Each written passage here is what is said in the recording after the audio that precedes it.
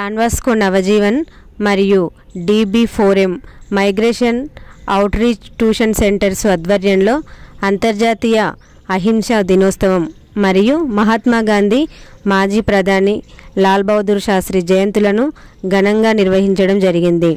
Hyderabad Ramanthapur Don Bosco Navajeevan మరియు migration outreach programme father Maryadas father Gnanam ఆధ్వర్యంలో నిర్వహించడం జరిగింది.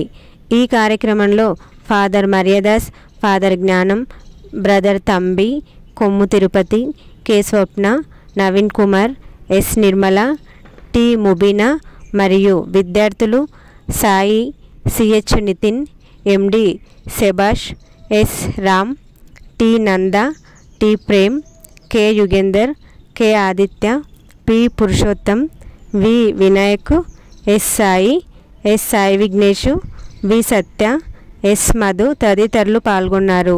మరియు మర్యాదాస్ ఫాదర్ జ్ఞానం ఫాదర్ మాట్లాడుతూ హింసతో సాధించే గెలుపు కన్నా అహింసతో సాధించిన విజయం ఎంతో గొప్పదని అన్నారు. సహనాన్ని కోల్పోవడం అంటే సగం ఓటమిని అంగీకరించడమే.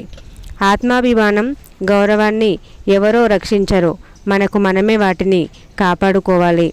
ప్రపంచంలో నువ్వు చూడాలనుకుంటున్న మార్పు తొలుత నీతోనే మొదలవ్వాలి. సముద్రంలో కొన్ని నీళ్లు కలుషితమైతే సముద్రం మొత్తం చెడిపోయినట్టు కాదు. ఎక్కడో చేదు అనుభవం ఎదురైనంత మాత్రాన మానవత్వం మంటగలిసినట్టు కాదు. రేపే మరణిస్తానన్న ఆలోచనతో జీవించు, శాశ్వతంగా ఉంటానన్న భావనతో విజ్ఞానాన్ని సంపాదించు. చాలా సమస్యలు మౌనంతో పరిష్కారం అవుతాయి, కానీ మనం మాటలతో ఆ అవకాశాన్ని చేజార్చుకుంటాము. మహాత్మా గాంధీ గురించి తెలియని వాళ్ళు, వినని వాళ్ళు మన దేశంలో ఉండరేమో.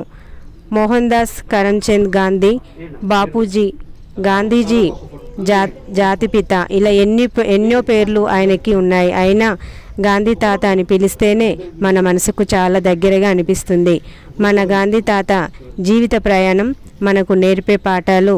ఎవరైనా కోపంగా చూసినా, మనతో కాస్త గట్టిగా మాట్లాడినా ఏడ్చేస్తుంటాం, లేదంటే తిరిగి వాళ్ళను తిట్టేస్తుంటాం. కానీ ఆ రెండు మనల్ని మరింత బలహీనలను చేస్తాయని మాత్రం తెలుసుకోం. ఇలాగే గాంధీజీకి కూడా చాలా అవమానాలు ఎదురయ్యాయి. ఒకసారి ఆయన రైలులో ప్రయాణిస్తుంటే నల్లజాతి రంగు వ్యక్తి అంటూ మాటలతో అవమానపరిచి దింపేశారు. అయినా ఆయన కుంగిపోలేదు, ధైర్యంగా ఎదుర్కొన్నారు. సత్యం, అహింసే ఆయన మార్గాలు. ఎలాంటి పరిస్థితిలో ఉన్నా కూడా అస్సలు అబద్ధాలు చెప్పకూడదంటారు. స్నేహితులతో ఆడుకోవడం, ఆహారం తినడం, హోంవర్క్, సెలవులు, ఇలా చిన్న చిన్న విషయాలకే అబద్ధాలు చెప్పేస్తాం. కానీ అది మంచి పద్ధతి కాదు. చిన్నగా మొదలైన అలవాటు పెద్దయ్యాక కొనసాగుతూనే ఉంటుంది. కాబట్టి నిజాలు మాత్రమే మాట్లాడాలి. ఎవరైనా మనల్ని చిన్న మాట అంటే చాలా అస్సలు ఊరుకోం, ఒకటికి రెండు మాటలు అనేస్తాం. స్నేహితులతో పుస్తకాలు, పరీక్షలు, బొమ్మల విషయంలో గొడవ పడతాం, కొన్నిసార్లు కొట్టుకుంటాం కూడా. అది కూడా మంచి పద్ధతి కాదు. అలాంటి విషయాల్లో చాలా ఓపికగా వ్యవహరించాలి. పోట్లాడుకోవడం ఒకటే హింస కాదు. అనవసరమైన చెడు మాటలు మాట్లాడడం కూడా తప్పే. కాబట్టి సహనంతో ఉండాలి. ఇప్పటి నుంచి మనం కూడా మన మంచి మార్గంలో నడుద్దామన్నారు. అందరూ మంచిగా చదువుకొని భవిష్యత్తులో గొప్పవాళ్ళు కావాలని, ఉన్నత శిఖరాలను చేరించాలని, అందుకు ప్రతి ఒక్కరూ శ్రద్ధగా చదివి మంచి విజ్ఞానవంతులై గొప్పవాళ్ళు కావాలని కోరారు.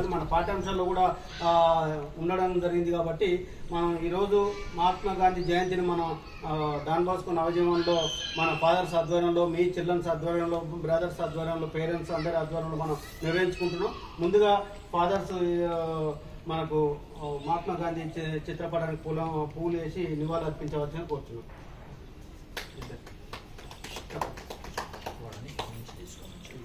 స్వతంత్ర ఉద్యమంలో పోరాటం చేసిన దాంట్లో చాలామంది ఉన్నారు. ఒకరు అహింస మార్గాన్న స్వతంత్రం తెచ్చుకుందామని, ఒకరు హింసా మార్గాన స్వతంత్రం తెచ్చుకుందామని.